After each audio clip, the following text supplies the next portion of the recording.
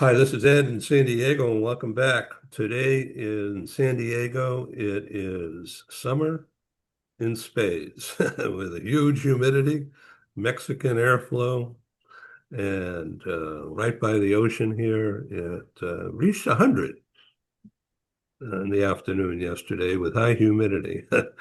So it's not that way today, but I'm sitting in AC looking out at it and really happy to have Ron Cooper from the DC area. You're probably used to this kind of weather, so I'm sorry for my going on and on here Well, about only a weather. little bit. We are in the humid area just like you are. We are, I don't know, probably maybe 15 miles from water. Well, to the west of us, about a quarter of a mile, and then to the east of us, Chesapeake Bay, about maybe 10 miles.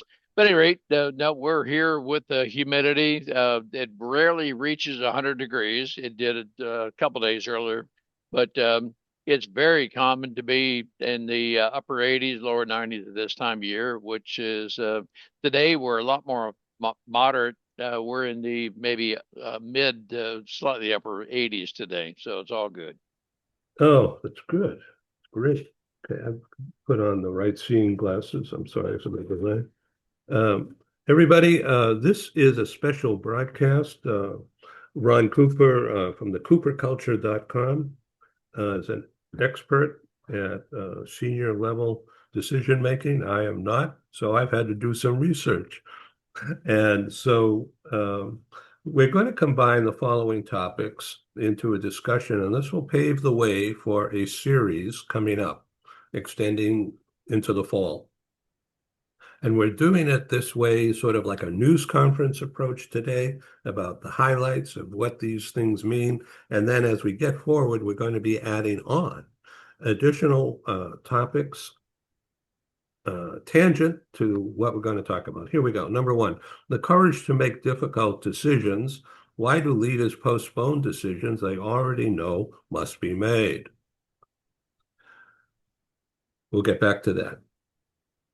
Number two, and really directly related. I didn't realize how directly related it was until I did my research earlier this morning. Here it is. Mission before ego. Now, Ron Cooper is Top Gun, the personification, the real thing, not a movie character. This is the real thing.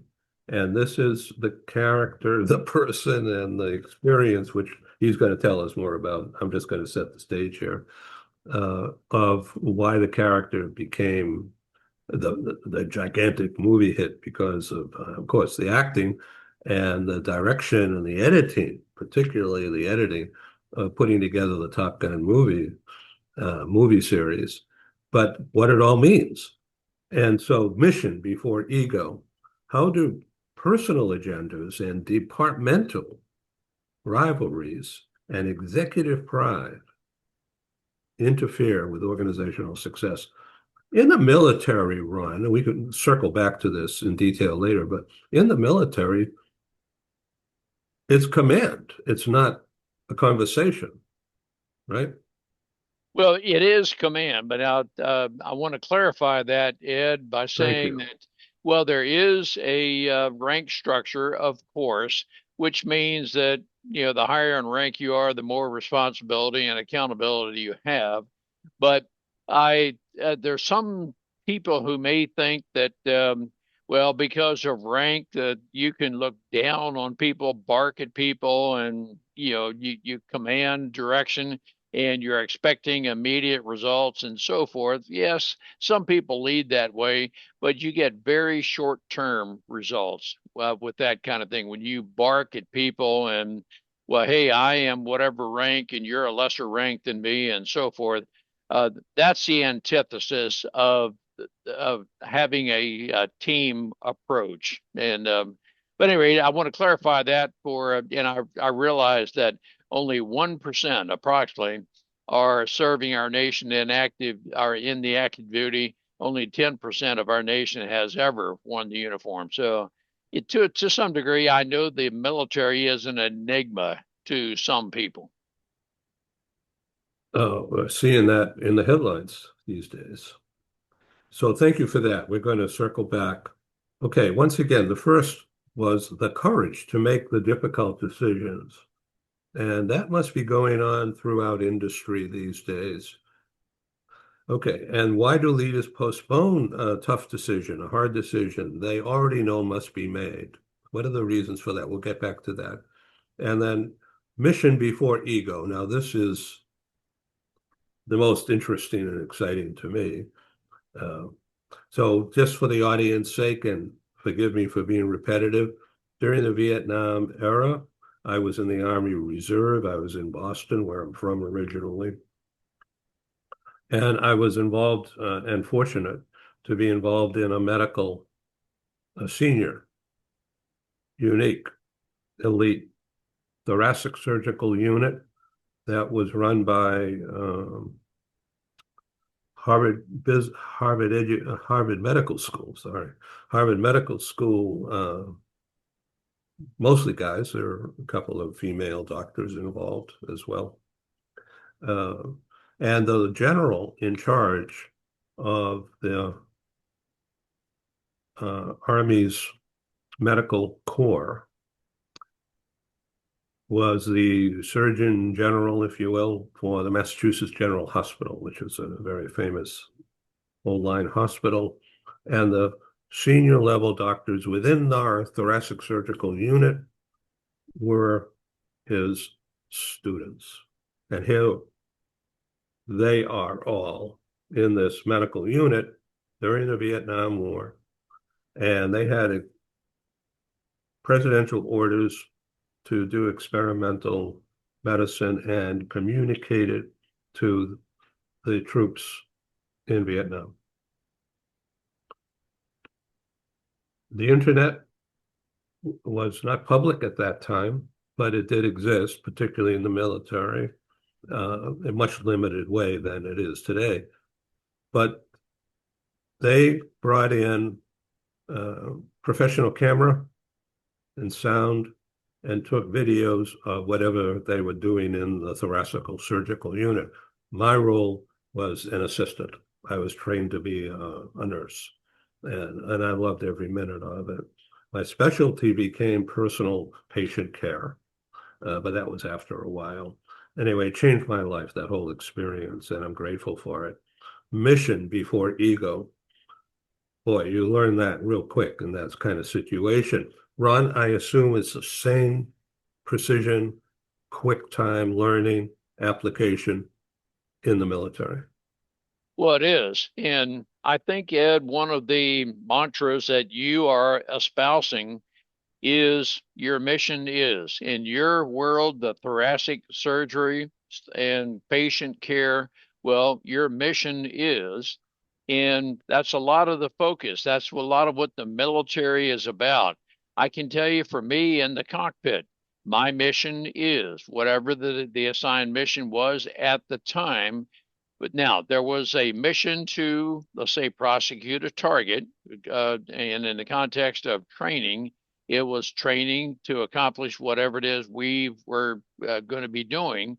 But then also included in that is the safe return of everybody. My mission is not only to accomplish whatever the mission was that is prosecuting war at one example, but whatever the training mission is, but then it's also to return. So the mission. Now, that's just part of the military mindset. The mission is when we always like to say, well, Mike Alpha, mission accomplished. And so we know what the mission is. So why do leaders postpone decisions they know need to be made? And it might be, and I will tell you, part of my life experience is some leaders will postpone those decisions because they know they either know or perceive they'll get some pushback. And they think, gosh, I don't want to deal with pushback. Just get on with the mission, is their thought. But Ed, we as leaders owe it to people to tell them, okay, we're going to make a decision about whatever it is. And sometimes that decision necessitates a change. Some people are very reticent to make changes. Well, I've been doing what I'm doing forever, but the reason for the change is the reason for the mission is the mission may have that there may be a different way, a better way to accomplish what our company objective is overall. But I feel as a leader, we need to explain to those on our staff why, well, not only what the decision is, but why we are making that decision.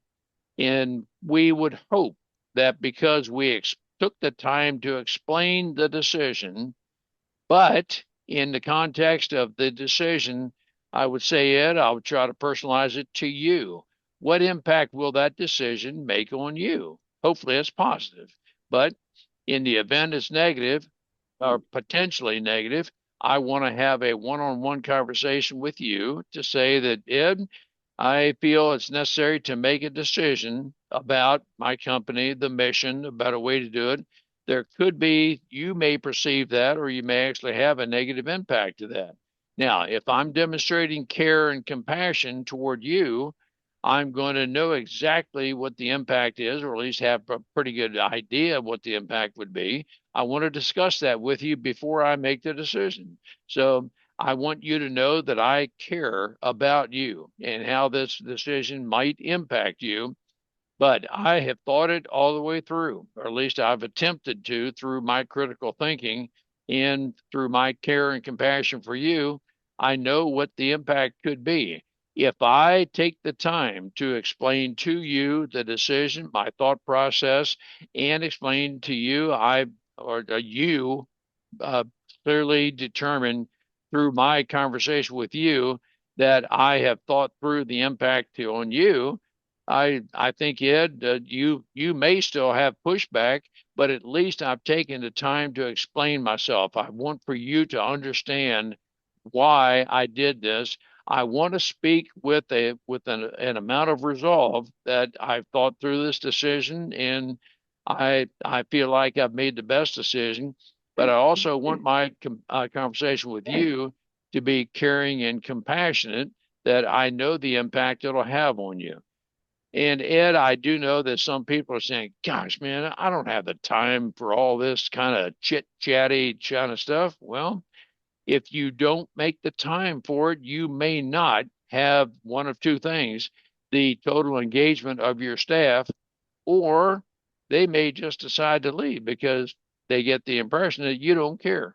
So, some of my thoughts, Ed. Thank you very much. This is really fascinating to me, and I hope to the audience. And I'm making the bet that it is good to the C-suite and those who aspire. So just a word, what is thoracic surgical unit? Okay, so a thoracic, I'm going to stand up, everything in here. And Okay. in a war situation, it's life or death for the most part. Right. Okay, so my camera is adjusting. I'm sorry for the delay here.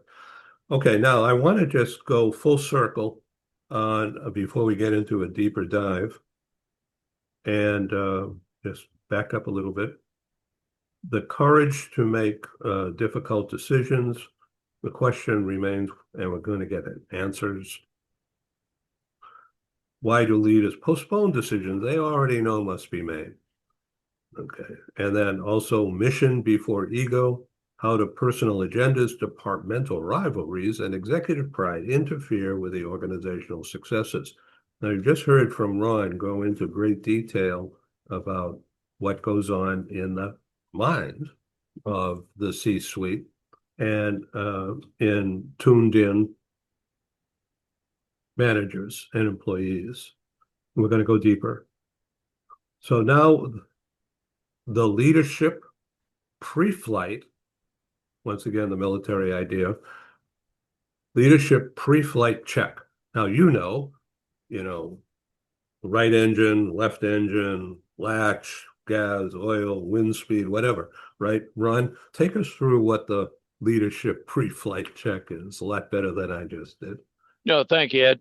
I'm going to go back to the mission briefing we always have a briefing. Generally, it's an hour long, and that briefing is the overall context of the briefing is the flight lead is the person in charge. Not and that the flight lead in the case of a, let's call it a 4-ship mission. 4-ship meaning 4 aircraft, and the person leading that mission, the flight lead, is the senior person in charge. You may not be the senior ranking person, but you are in charge. You are responsible for the mission's success.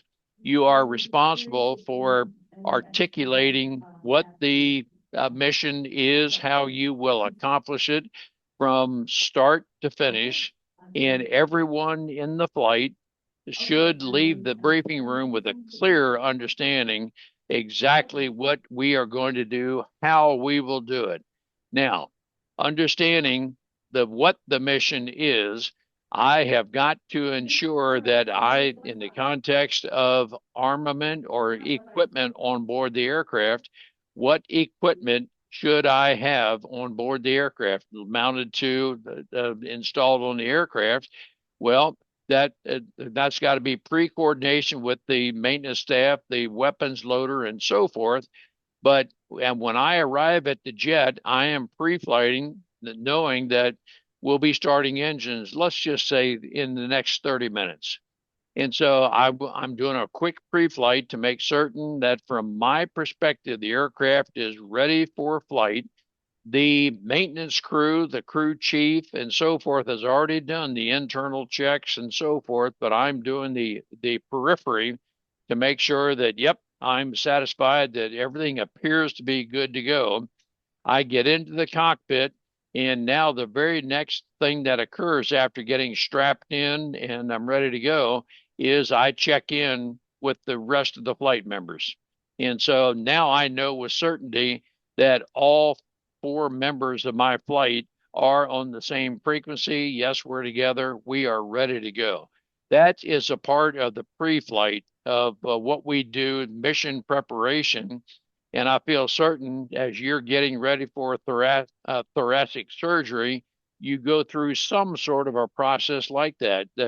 Okay, the primary surgeon is, and now I'm talking in the unknown, but I'm going to guess the primary surgeon is saying these are things we need to have readily available to have a successful surgery. We don't want to get to right. We've got the patient torn apart, and now, but wait, we need some things that, well, gosh, it's going to take 30 minutes to get that equipment. No, we already know.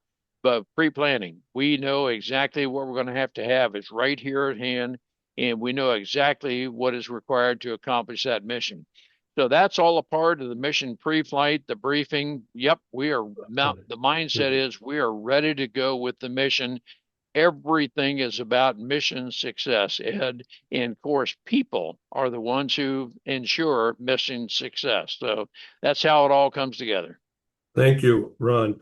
In the operating room environment, the the the leader surgeon, he's you in the cockpit, in the squadron. And then there's other surgeons around the table, and then there's 2 or 3 specialists like breathing and blood and mechanical with the different machinery and reading the instruments. Particularly today, because it wasn't then, robotic surgical assistance. And today it's different, a little mind-blowing. So what we're talking about, excuse me, leading, and I'm reading from notes here, I'm sorry, leading from sustained success. In other words, you're driving towards a success level and then maintaining it, sustaining. Leaders address these things that we're talking about: making the hard decisions, removing ego, goal planning, what you want to accomplish. They address the core psychological and structural barriers that prevent organizations from achieving exponential performance. So that's the key in the squadron. You need to go on mission and survive and come back in one piece. Yes, and I'll add to what I said, and I'm going to guess it may apply in the surgery room as well. There is a time, and I'm going to say it's mission planning, mission thinking. It's before the mission briefing itself. But in mission planning, how do I best accomplish the mission at hand? I'm going to prosecute a target, or I'm going to, based on the training I want to accomplish, what is the best way to do that based on those I am responsible for training? There's a time when before the briefing where it's appropriate, and flight leaders do it. I'm guessing surgeons might do it, that you get inputs from different people. What's the best way based on the people involved to accomplish to get the greatest benefit of what we're here to do? The surgeon might ask you, Ed, other surgeons, other medical people, what do we think is the best way? I think the best way to do it is, but I'm interested in thoughts you have, because it's possible you have thoughts I did not have. But after that period of time, for whatever length of time it is, the leader, the lead surgeon, the flight lead, ostensibly says, okay, I don't need any more inputs. I have all the inputs I need. I have reached a decision. I think I'm making the best decision that can be made based on all the facts and factors I have in front of me. This is the way we'll do it. I have made a decision. I am speaking with confidence that I know the decision, the process we want to do, and I'm accountable for everything I do. Now, I'm speaking with confidence, not in a denigrating way, and I'm not speaking down to you, Ed, or the people in the flight. It's just that I've processed all of your information, and I believe this is the way we need to go. So I'm speaking with confidence, not in a condescending way, but I'm speaking with confidence. Here's how we will accomplish the mission. And so, particularly those who are my wingmen, they're trusting me that I have thought through everything. And yes, we will prosecute or accomplish the mission that we're assigned, but we're also going to arrive back here safely. Each one of us, the aircraft and so forth, they're trusting me as the flight lead. They're trusting, I suspect, the surgeon, primary surgeon, who is leading the effort. And yes, we're functioning well as a team, but we know exactly what we're going to do it and how we're going to do it. And so for me, Ed, that's all a part of speaking confidently, and we have the total team support in this, whether it's a flight of 4, whether it's 4 surgeons, or let's say a team of 12 people in the surgery room, whatever it may be, but we're all functioning together as a team because we know exactly what we're going to do and how we're going to do it. I know that's what we do in the flight, and I'm just assuming there's some comparability for the surgery room. No question about it. And we're talking about leading for sustained success. Ron has just addressed the core psychological and structural barriers that prevent some organizations, some leaders, from achieving exponential performance. Ron has just talked about the courage to make difficult decisions.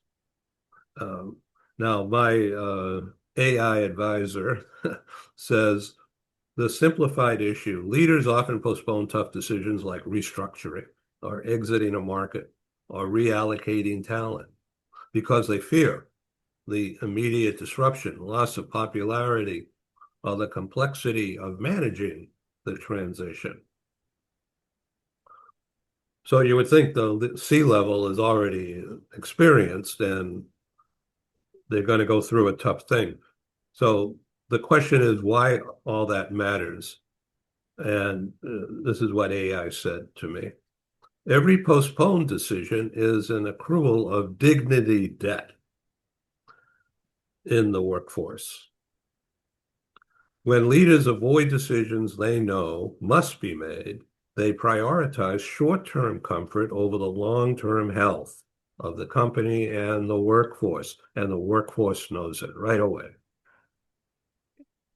This creates uncertainty, which, according to the recent State of the Workforce research, is one of the primary drivers of career flight and disengagement, and you have addressed this in the past. So as a broadcaster, I asked Gemini, okay, I'm producing the show, I'm a host, I don't know anything about all this. So what can I do to frame this? So we frame this not as a management task, but as a leadership obligation, asking what decisions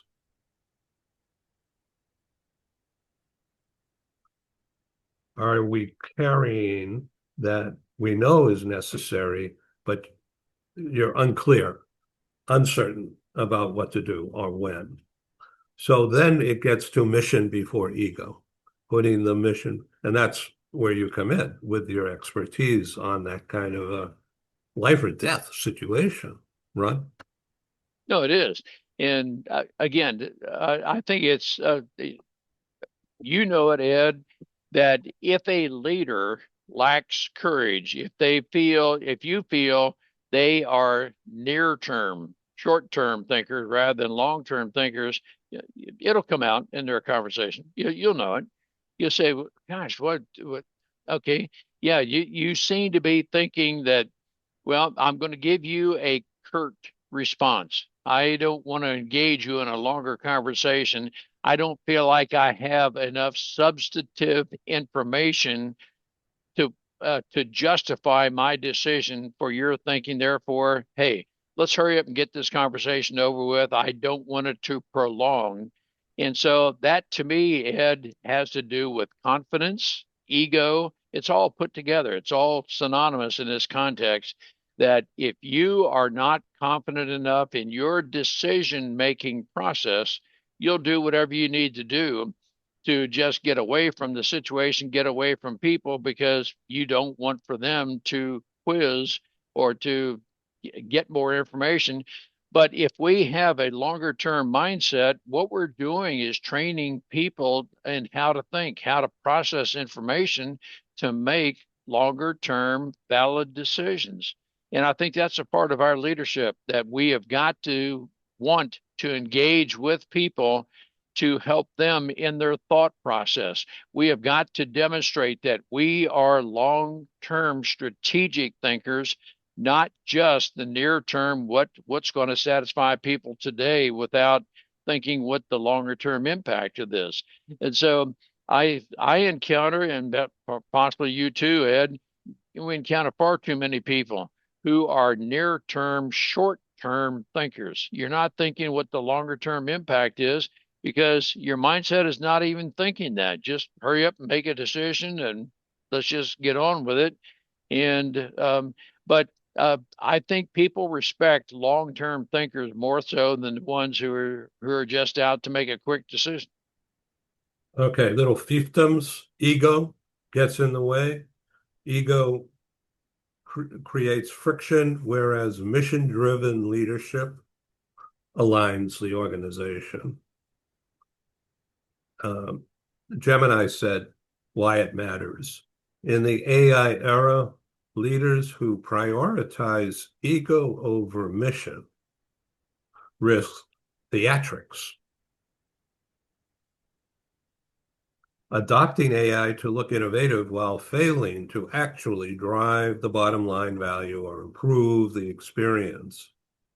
They say organizations that put mission first, specifically a mission centered on human capability and equity, are far better equipped to integrate technology effectively.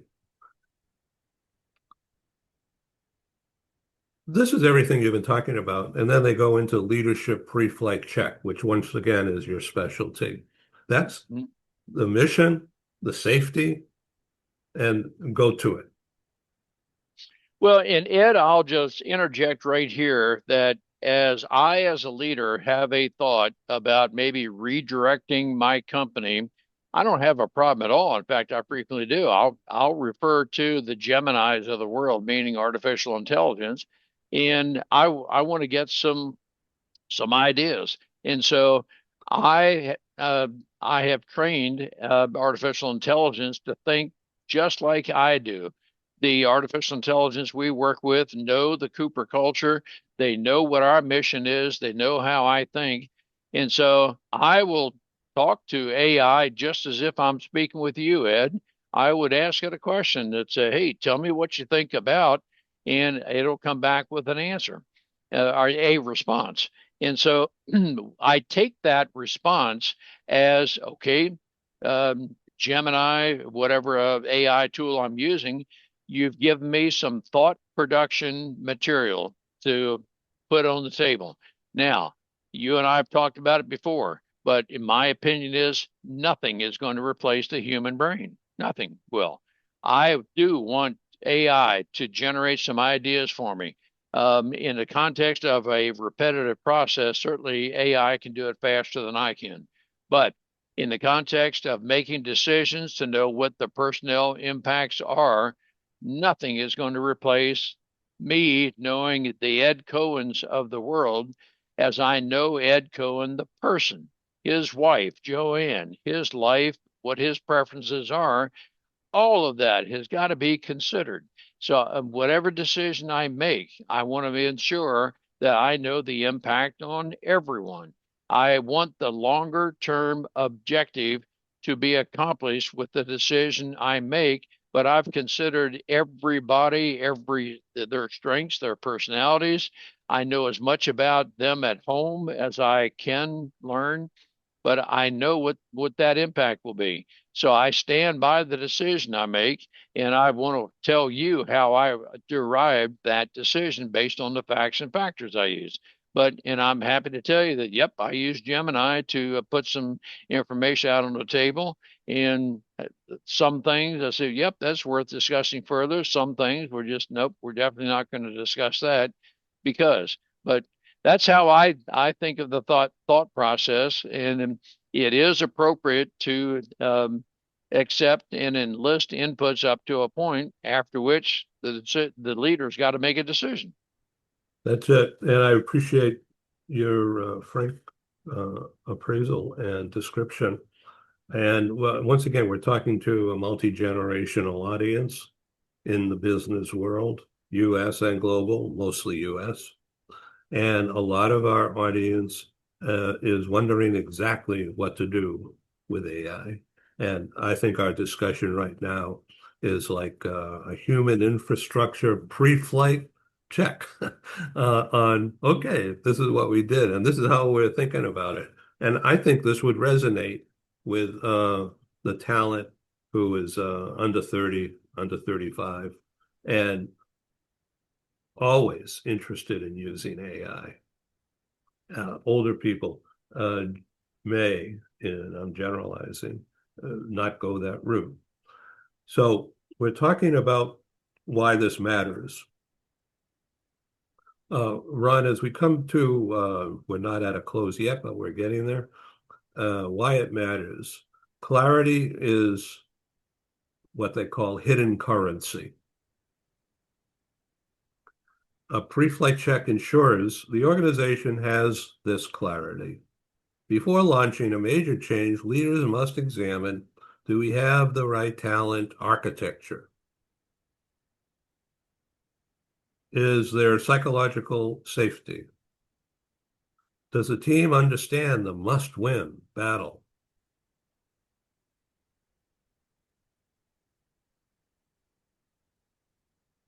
What we've been trying to do here, or what my intent has been, and thank you for participating in this mastermind, if you will, discussion. You're the mastermind. I'm just a broadcaster. Integrating the themes, the needed, the necessary structure, the fail-safe check, applying it to running a business. And what my intent has been to combine these topics into one like brainstorming session like this is to set the stage for a generational shift in the workplace and the methodology of boomers like you and me and many others out there still in a command position is to trust the kids. But the ground rules have to be very clear. And Ron, I think you've succeeded in doing that here for sure. And I think as we go forward, this show will, and I'm just guessing here, but I'm hopeful that as we circulate this program through LinkedIn and YouTube and wherever, with that caveat that we want to bring in the audience, younger people who are using AI every day at the work to do more, to do better, and to contribute to what the leadership C-suite is visioning. And it's going to be the younger people to execute it, much like pre-check every day. Would you say so? No, exactly. And I think, Ed, as we know our people and we know their strengths, that I can turn to any one of my team members and say, I'm just going to come up with some figurative names that, Joanne, you are particularly good at analyzing this kind of data. I'm not as good as that as you are. I'd like for you to devote the next 2 days to study that part. And Jim, you are particularly good at this part of that technology and okay, the systems integration. I'm not at all good at that. But as I can go around the table, so to speak, at those team members, I can point to them by name and just say, you are particularly good at these various tasks. And let's just say, Ed, pick a number, but there are eight particular tasks or aspects of a decision I need to make, and I really need to have more information about this. And so I gather information from these people who I think have these strengths, or I know they do. They give me their input. I process their input. Now, here's what I frequently do is I will reach a what I call a draft decision, interim decision. Here's what I think will work. Now, I'm going to select a different group of people. It could be the same, but it's likely going to be a slightly different group of people who will analyze what the draft decision I have reached. And I want to ask them if this decision, if this process, if this new procedure could fail, tell me where it could fail. I want for you, people, the 2, 3, however many it is, I want for you to take a very critical look to tell me where it could fail. And I mean, these are negative thinking people to a degree. But as there's a point at which I want for you to look very critically, negatively at this.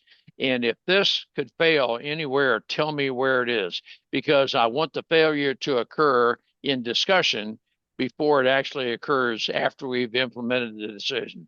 So once I have those very critical thinkers around the table make their input, I feel now I'm equipped to make a very final decision because everything I have tapped the talent of all of my team members, and I feel very confident that this would be the right decision. I know the impact of across the board to everyone, and I know how I'm going to move forward. But Ed, that's the kind of decision process I like to use. And when everyone knows they're involved, they've been engaged in it, I feel that I have done my part to keep people engaged and they know that they have contributed to this final decision. So each one of them has their accountability in their portion of the final decision. We've been talking with Ron Cooper and Marty Cooper in the background, the CooperCulture.com. This now, as we close here and go forward to the launch of this expansive series that will be coming up in the coming weeks. This has been a pre-flight check. Ron just said, if I had to launch a major initiative later today or tomorrow, asking, what is the one human signal I need to look for to know that you are ready to help? This kind of thing is real world tensions, right, Ron? That's This is right what on. goes on. Yes. And that's why it's important. No, it's right on. And so I have said it before, Ed, but if we are doing today what we've done for the past 5 years, I would say you're stagnated, and you are not meeting the needs of your constituency. And so it does require some critical thinking in how can we better serve those that whatever your business is, you are choosing to serve. I agree with Ron, and in my role as TV show producer and host, together we wanted to tell you what it's like in the C-suite today with all these challenges, and using the military as a background. It's a framework for understanding the complexity and the challenges and the psychological safety that must be built in, not once a month, but every day. We're giving you, the audience, an engineered approach, leadership assets that you can apply right away. We want you to join us in future shows. You'll be notified by LinkedIn, YouTube, and other social media. We want your feedback. Reach me using my email, editorglobalbusinessnews@gmail.com. And thank you very much, Ron Cooper. This has been a exciting, unscripted, certainly organized, but unscripted dialogue with Top Gun in business. Thank you. Thank you, Ed. I appreciate it. It's always good to be with you. Thank you. Signing off from Maryland and San Diego. See you on TV.